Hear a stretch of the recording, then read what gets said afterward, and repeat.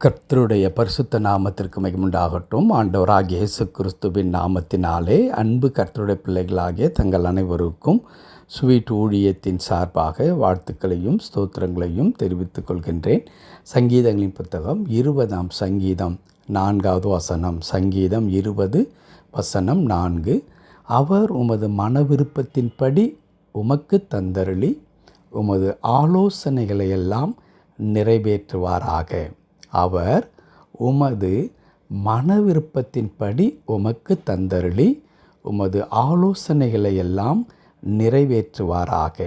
என் அன்பு கடவுளுடைய பிள்ளைகளே, இந்த வசனத்தினுடைய முதற் பகுதி இந்த காலை நேரத்தில் நாம் தியானத்திற்காக எடுத்துக்கொள்ள பரிசுத்த ஆவியானவர் நமக்கு உதவி செய்வாராக.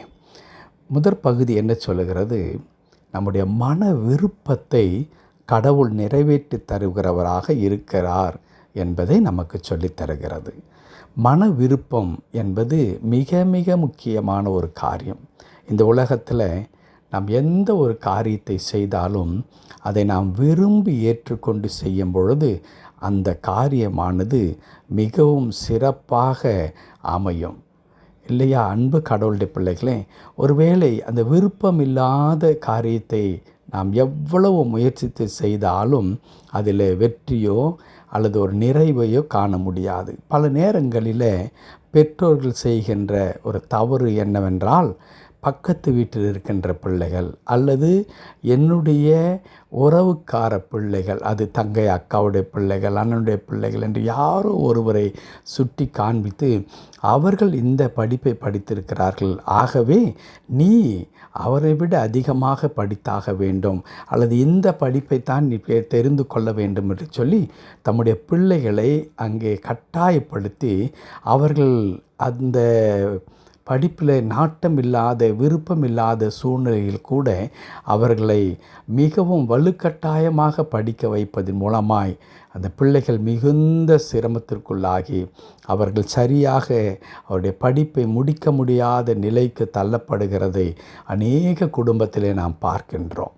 அன்பு கடவுளுடைய பிள்ளைகளே, அப்படி விருப்பம் இல்லாத ஒரு காரியத்தை மாணாக்கர்கள் செய்யும் பொழுது அந்த கல்வியில் அவர்களால் பிரகாசிக்க முடியாமல் போய்விடுகின்றது.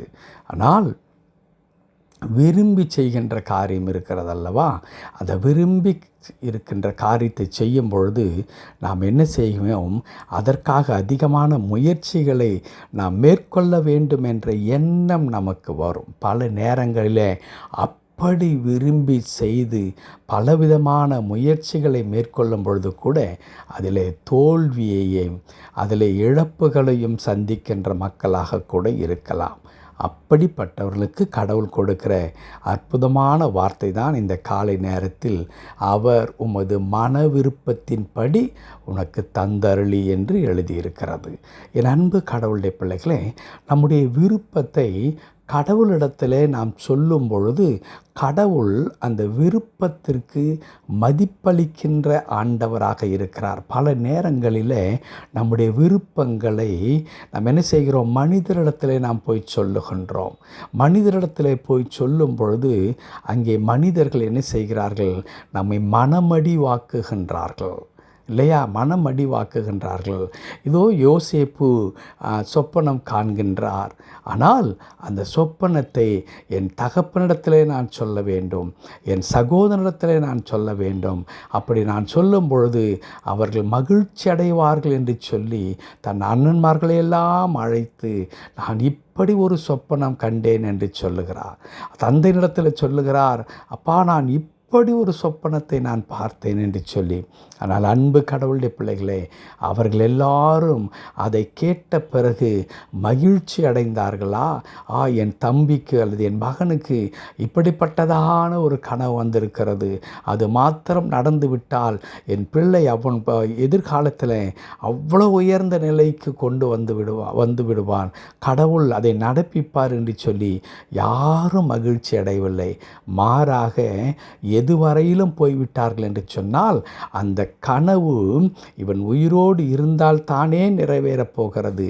இவனை முடித்து விட்டால், இல்லாமல் செய்து விட்டால், அவன் கண்ட கனவும் ஒன்றுமில்லாமல் போய்விடும் என்று சொல்லி அதற்கான எல்லா காரியத்தையும் அவ்வளவு துணிகரமாய் செய்தார்கள்.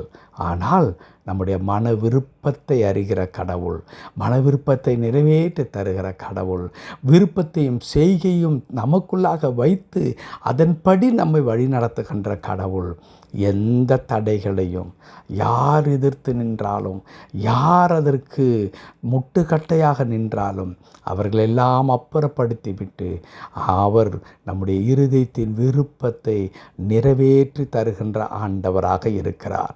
அன்பு கடவுளுடைய பிள்ளைகளே, இந்த காலை நேரத்தில் உங்களுடைய விருப்பம் எதுவாக வேண்டுமென்றாலும் இருக்கலாம்.